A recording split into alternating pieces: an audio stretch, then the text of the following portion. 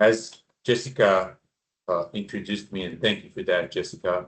I'm product manager with Fluence, a product manager with Fluence for 3 years, and in Fluence for 10 years. So I spent some time with the MABR, and I want to share with you today what is in the box about the value proposition and the opportunity to have just nitrification with the MABR. Hope you can see my screen, and we'll take it from here with the nitrification-only technique for wastewater treatment. So what does it mean? A quick refresher for everybody. MABR is a unique biofilm supported or support S and D, simultaneous nitrification, denitrification. In here, we have the technology itself, and this is what I'm going to describe here. We have a membrane. We have the air side, the inner side of the membrane. We have a biofilm, which is our nitrifying biofilm. And we have the suspended solid, or the water where the membrane is submerged. In this technology, what we have is oxygen molecules that coming from the air side of the membrane and diffused through the membrane into the biofilm. This is a passive diffusion, meaning that we don't need to work with high pressure. We just need to have differences in the concentrations between the oxygen in the air side and in the biofilm. So in the air side, we have 21% right in the air. In the biofilm, we have nearly 0% of oxygen, just because it's all consumed by the biofilm in a biological activity.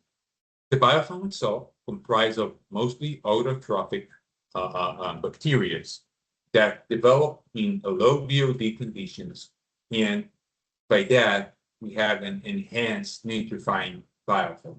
This biofilm is very thin, I would say up to 500 microns, and these biofilms pump or consumes oxygen from the air side, and from the other side, from the water side, it consumes the ammonia. The process of nitrification happens in this biofilm and convert ammonia into nitrate. The nitrate is released back to the water or the mixed liquor, depending if we have suspended solid. And then, usually with suspended solids and heterotrophic bacteria, and together with carbon, with BOD, is converted into gaseous nitrogen in anoxic conditions. We have aerobic conditions in the biofilm, anoxic conditions in the water. So we are enabling simultaneous nitrification, denitrification. Now, this is the way the most of the plants and the most of the MABR works. Now, if this water doesn't have mixed liquor and they can't support denitrification, so we stay with nitrification only process.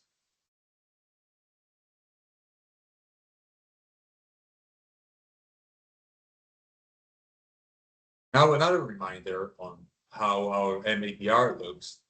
We have the flat sheet MABR. These flat sheet comprised of two membrane layers that seal together to create an air pocket. An air spacer in between makes sure these two membranes are not stick to each other and allow free flow of the air inside. Remind you that the air is a regular air in a very low pressure, 0.7 psi, 50 millibar, very low pressure. And this air flow inside the air pocket, inside the sleeve, and the oxygen molecule diffuse. When I say diffuse, it's important to mention because unlike oxygen diffusers or fine bubble diffusers, we're not creating bubbles. It's just the molecules of the oxygen that cross the membrane. After a while, between 2 to 3 weeks, we start to see a brownish, reddish biofilm develop on the membrane layer. So this is also supporting the biofilm formation, not only diffusion of oxygen, but also the structure that allow the biofilm to develop on. This entire structure, like you see here, is submerged inside an anoxic tank under anoxic conditions, meaning that you don't have oxygen that is dissolved in the water or in the suspended solids. In this way, we are verifying that we have all conditions at once. To refresh or replace the water that introduce or contain ammonia in it and replace this volume next to or near the flat sheet membrane, we have intermittent mixing every 8 minutes or 30 seconds. That creates two things. A, it's make sure the conditions remains anoxic. B, it's make sure that we're replacing the volume next to the membrane. C, we're suspending all the solids to prevent any accumulation of solids inside the reactor. And C and D, it's not damaging the nitrifying bacteria. It has some scouring effect, but it's not intentionally, just because we are controlling the biofilm thickness through the process design itself. So in a nutshell, and for you to remember, the MABR is oxygen passive diffusion. Also, about that.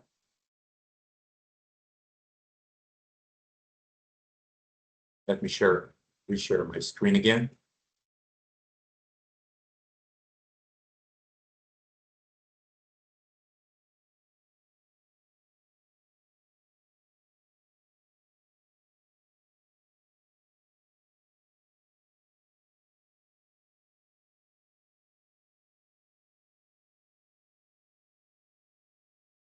It seems like the PowerPoint reset itself just now. So give me a moment. Thank you.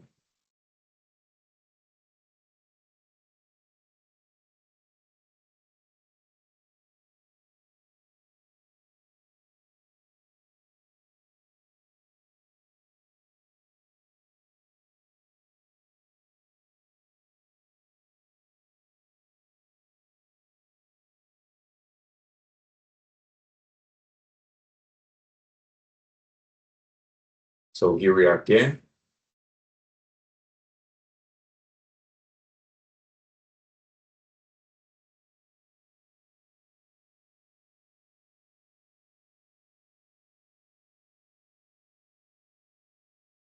Okay, we're back on track.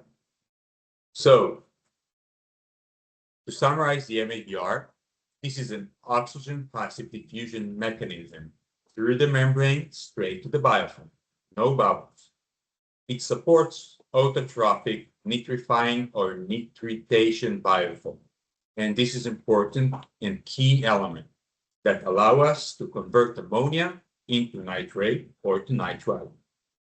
The MABR is submerged inside an anoxic tank or in anoxic conditions to create simultaneous nitrification and denitrification. The nitrification happens inside the biofilm. The denitrification, if needed, happens in the water, the suspended solid. Another thing to remember for all of you, MABR, it's not a filter. It's not MBR, it's not UF. A biofilm on a membrane, it's a good thing.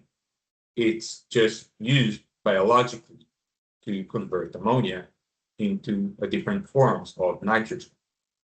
MABR is known for being the most energy efficient aeration technology, just due to the fact we're using passive diffusion.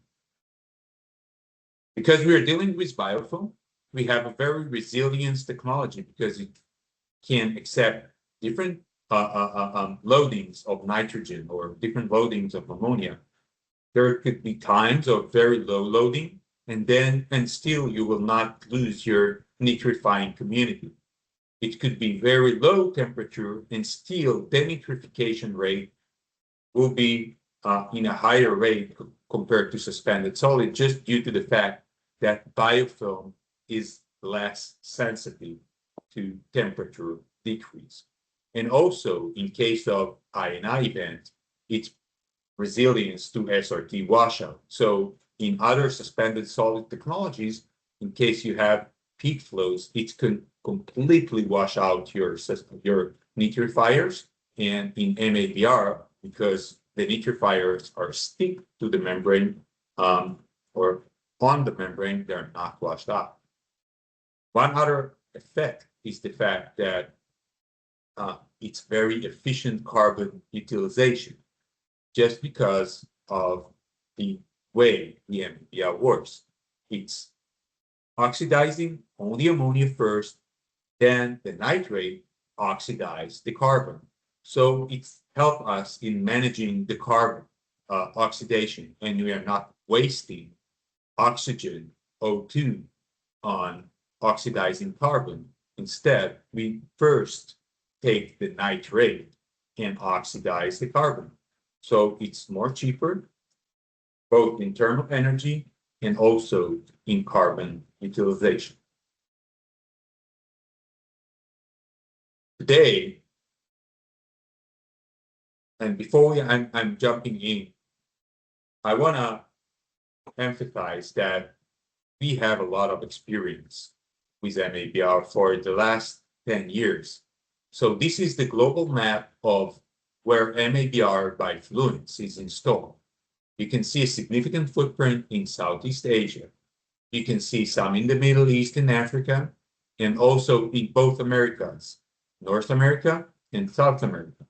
So overall, we have a very installations expressing our experience in cold and warm temperature, diluted water with low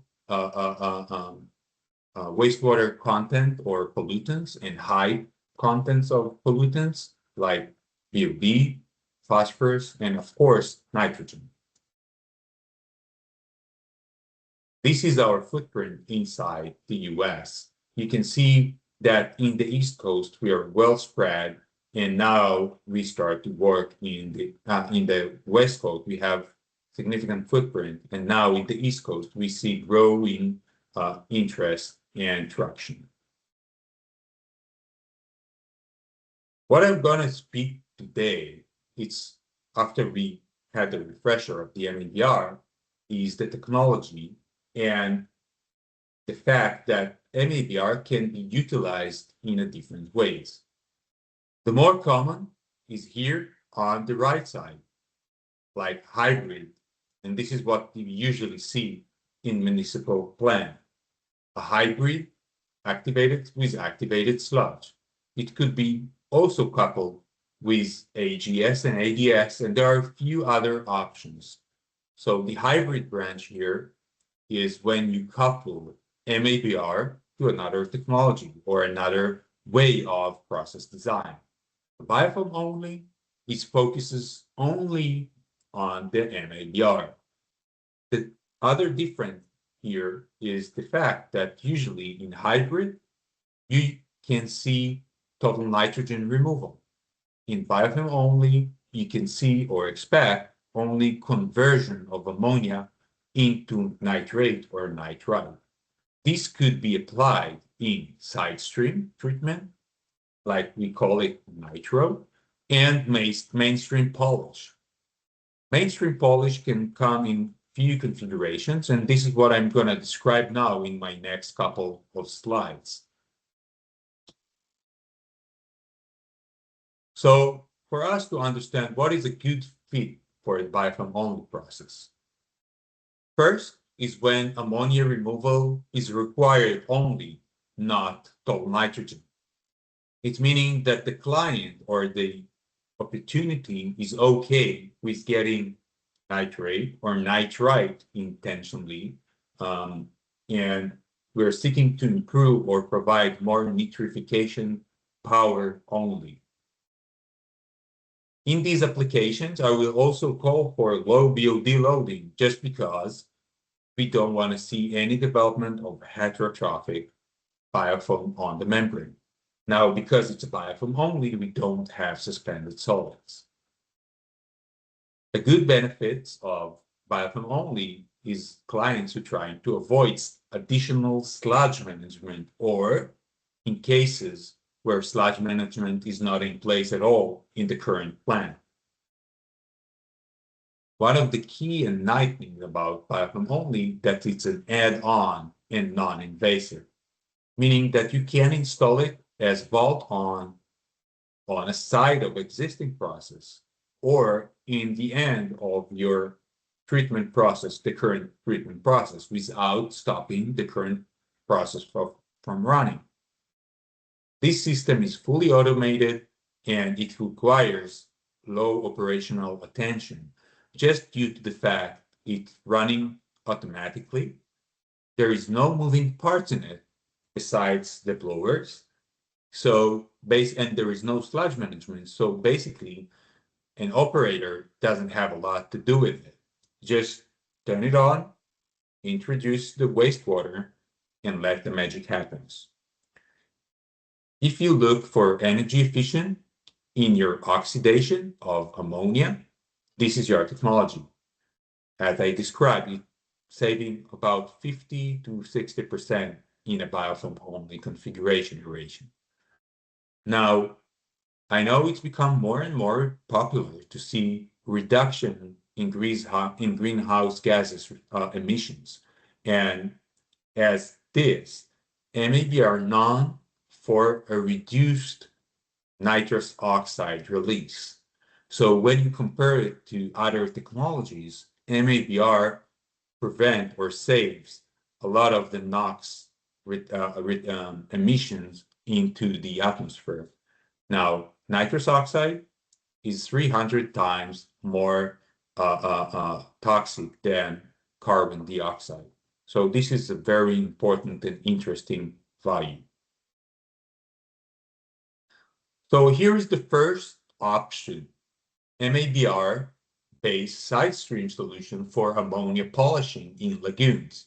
You may have heard that or seen that, and you can see here on the process design side that we have a primary lagoon with secondary lagoon and polishing lagoon. It could be either primary and secondary.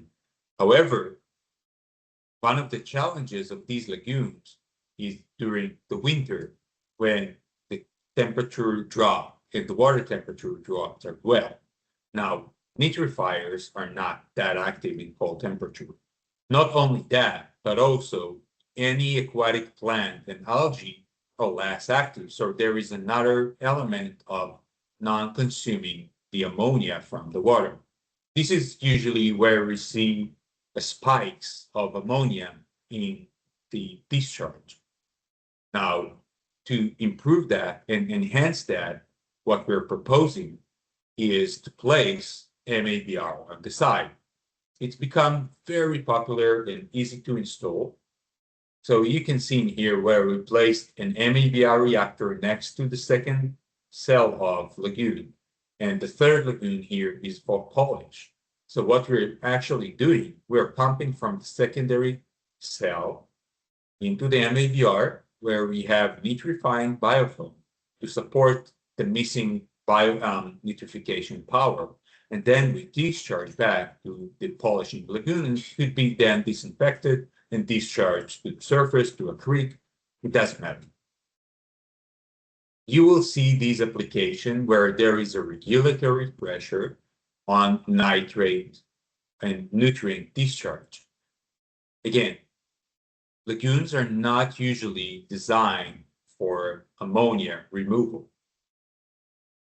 And if you need, you can add the MABR as addition add-on technology that intensify the nutrient removal.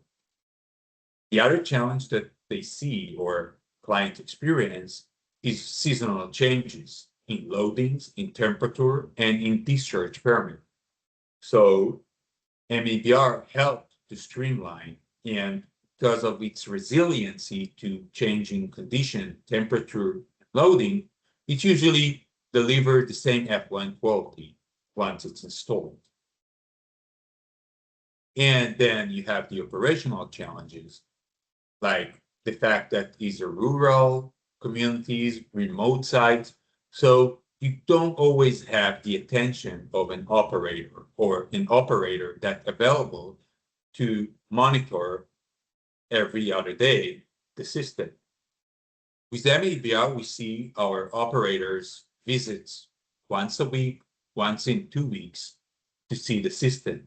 When it's biofilm only, it's become even easier because you don't have the effect of sludge management. You just introduce the wastewater into the membrane and let the process happen. So we have also low energy and low maintenance. A good example of that could be the spiral flags in the lagoon side stream in Iowa. The pictures you see here is a 140-foot containers with 2 MABR towers inside the reactor. This was operated in a biofilm-only mode for almost a year between 2024 and 2025. Then we switched to another configuration just to check the alternative. You can see the nice cover over the 40-foot container just to create the isolation from wind and prevent heat loss. However, the water from the lagoon that we pull from the lagoon gets to 6 Celsius and even below that, sometimes into 2 Celsius, speaking of 37 Fahrenheit. What I'm showing here is the result of this 1 year. It's not exactly the 1 year, it's from the winter of 2024 to the summer of 2025. In the left-hand side, you can see 2 things, the concentration and the flow in 1,000 gallons per day. The flow, here you can see it in the light green line, and the temperature, which is reflected on the right-hand side, is on the dark blue. Now, the more interesting thing that you can see is the ammonia concentration in the bars. In the inlet, the light blue, and the dark or the black is the effluent. The line here is the IDNR permit for ammonia discharge. Now you can see that during the winter, as the temperatures start to be low, given the long retention time, we start hitting ammonia problems around the end of January. Now, if the MABR was not in place, you would expect to see these effluent ammonia levels. And of course, it's violating the permit. But after adding the MABR, and this is what you see here in the dark bar, in the black bars, that MABR improved the effluent quality and removed the residual nitrogen. So it didn't take it a long way, only from 10, 11, but always it's resulting under 3 milligrams per liter of ammonia in the effluent. And this is exactly what we expected and wanted to see. Now, you may say that there was a change in the flow, but what you can see that we were able, in fact, to increase the flow along the time. So basically, we pumped more ammonia, introduced more ammonia to the system, and still heated the targets of the permit.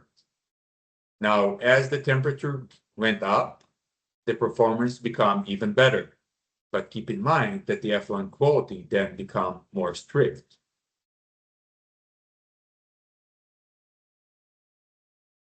This system is running now in Iowa, for almost 2 years and keep performing and delivering very good ammonia and total nitrogen removal. The other options that we have for ammonia removal and polishing is this secondary effluent polishing. So now, instead receiving the water from a secondary lagoon, we take the effluent of a full treatment process. To say we have a classic wastewater treatment plant, okay? We have a primary treatment, remove solids, remove some BOD. We have a secondary treatment, usually one with short SRT, meaning it's designed to remove BOD and TSS only, maybe a trickling filter, or an overloaded system that don't have enough retention time overall to remove the entire ammonia loading. Then you have solid separation mechanism, could be a secondary clarifier, could be a UF, and then disinfection. At that point, comparing to the other setup, we collecting the water after it was cleaned from mixed liquor or from any solids. It could be a spiral or a soubre inside a concrete tank. We introduce this water into the biofilm only to create polish. Now, it's important to emphasize that there won't be total nitrogen removal. You experience only conversion from ammonia into nitrogen.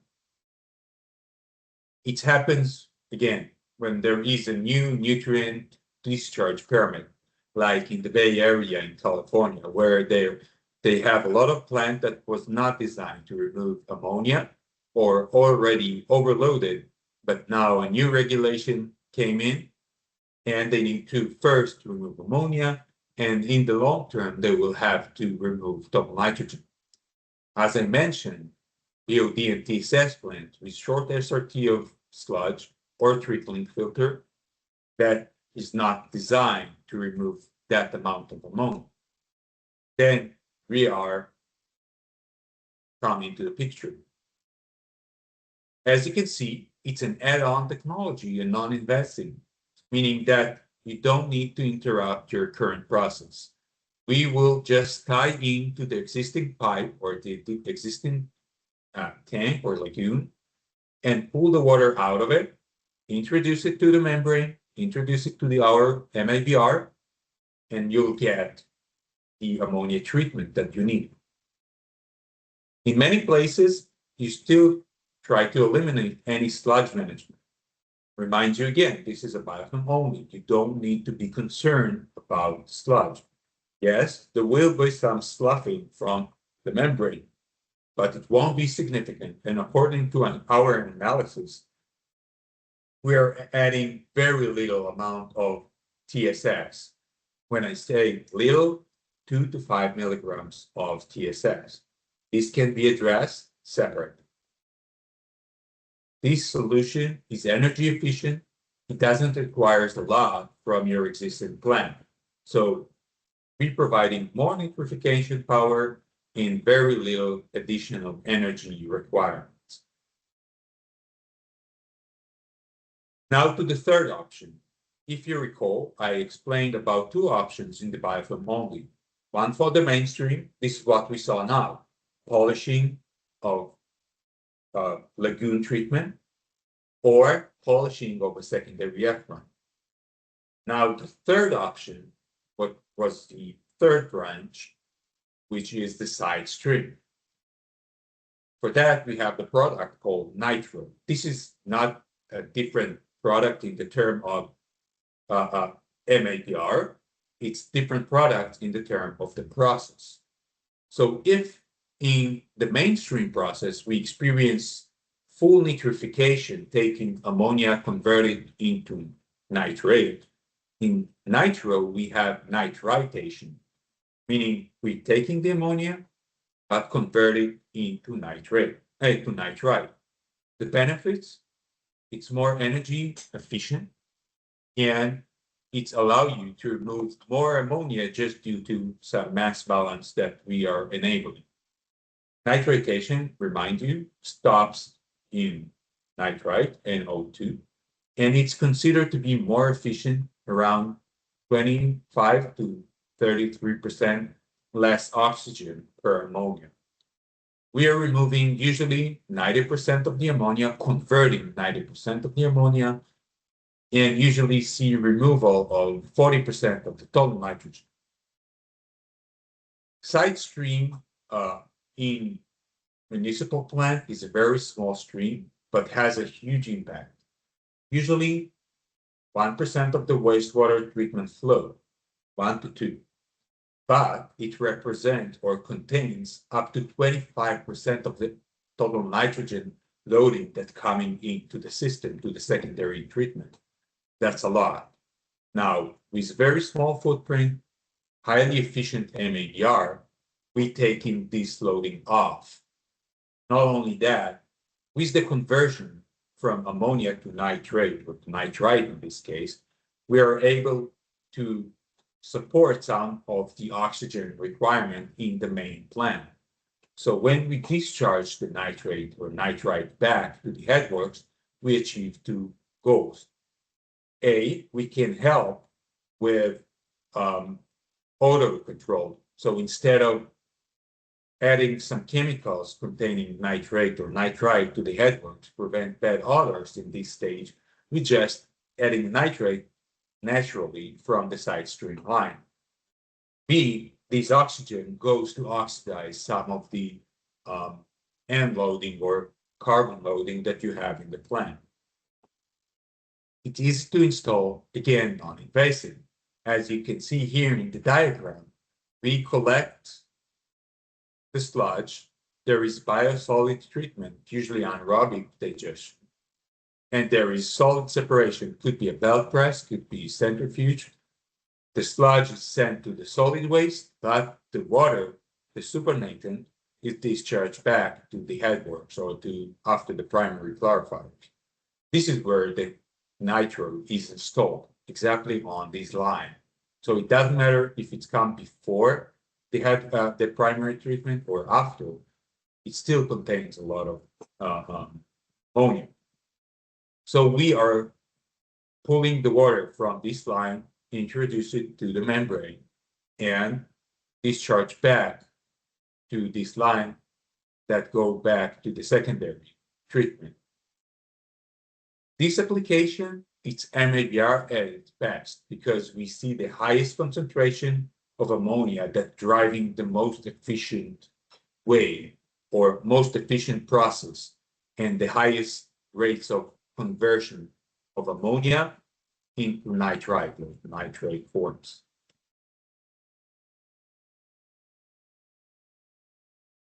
This unique process has a unique biofilm. In few samples that we did for a nitritation or nitro process, we see a very significant difference. The dark bars are mainstream process with our spiral mixed with hybrid. So we have MABR and suspended solids. The light green bar is the nitro biofilms.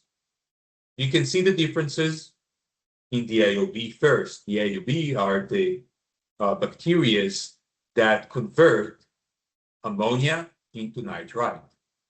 You don't see them almost at all. You see a few of them in the regular mainstream, but in side stream process, they are 5 times more abundant.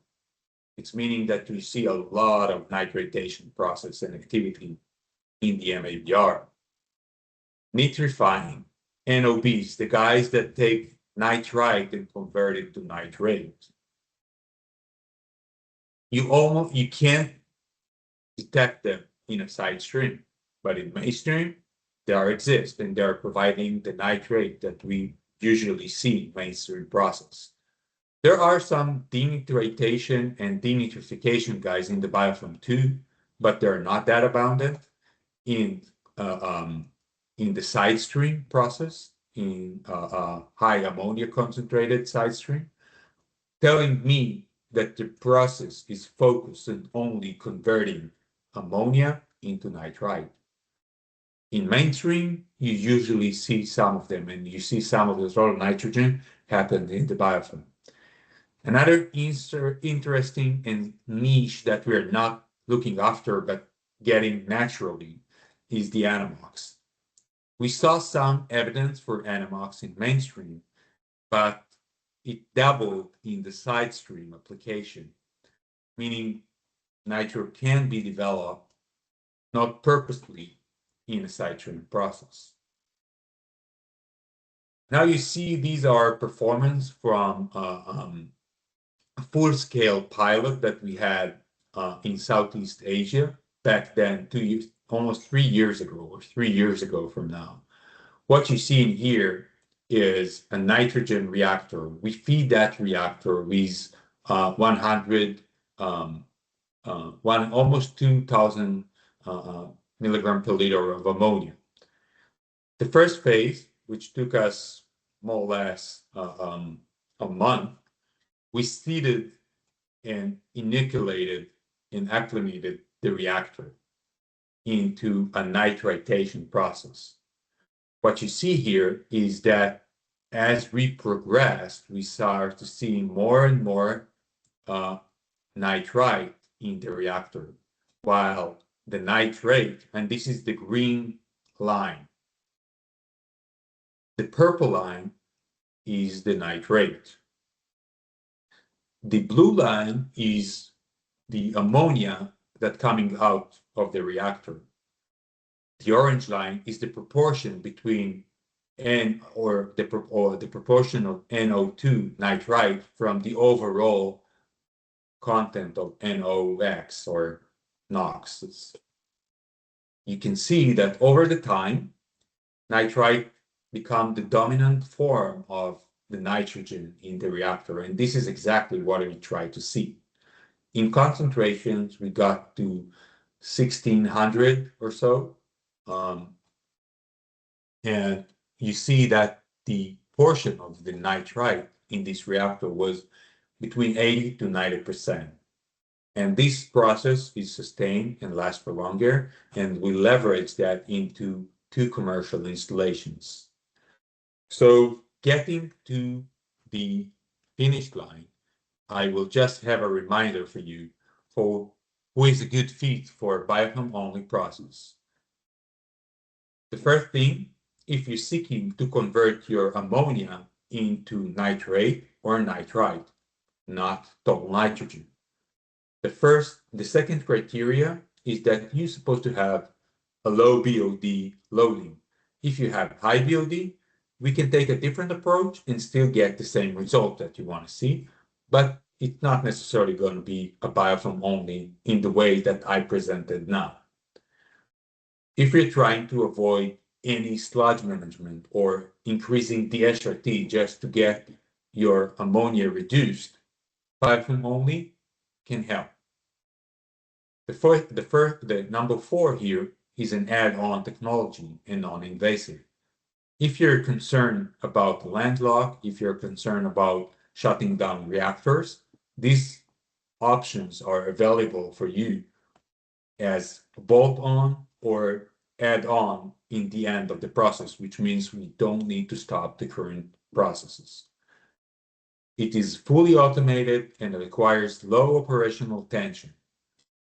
So when you add this technology, you usually don't need to add more operational hours or operational tasks to your team. You just need to commission the system, start it up, and after you get to the steady state within 2 to 3 weeks, you definitely can get into a routine visit of site or of this process stage once a week or once in 2 weeks, and that's it.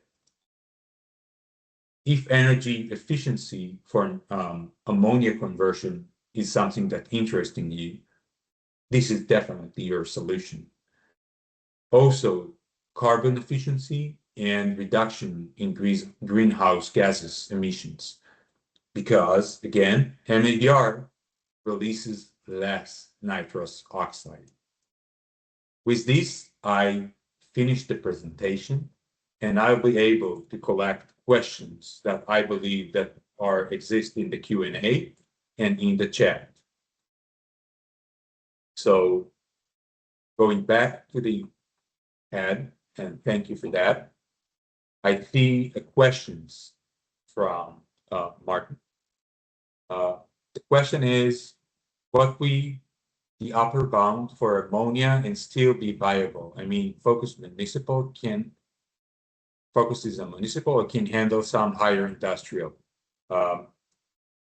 So basically, we received all streams, industrial and municipal. Sorry, industrial and municipal.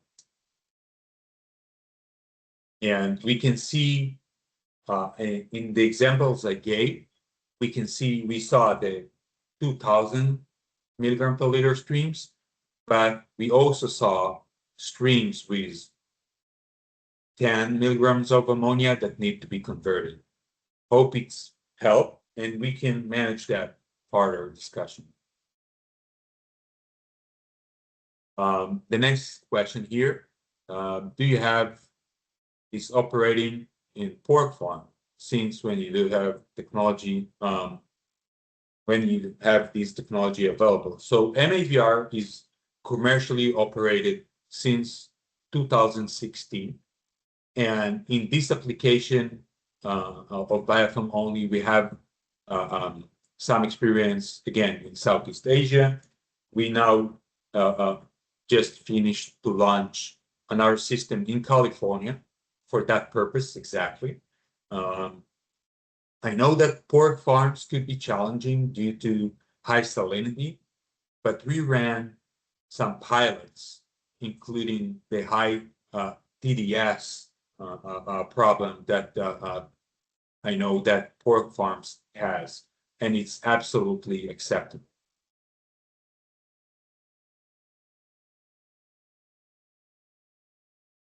Let's see if there are more questions here.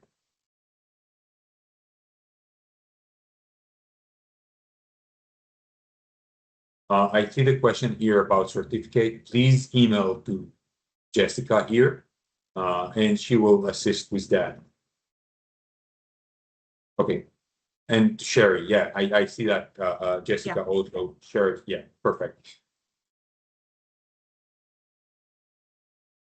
I'm not seeing any other questions in here, Neri. Let me look. Okay, that's good. So if you don't have any questions, we will wrap up. Please feel free to contact me or through Jessica or through our website for further questions or technical discussion. I will more than happy to help and answer, and our professional sales team around the globe, of course. Thank you very much for your time. Appreciate that. Thank you. Thank you all.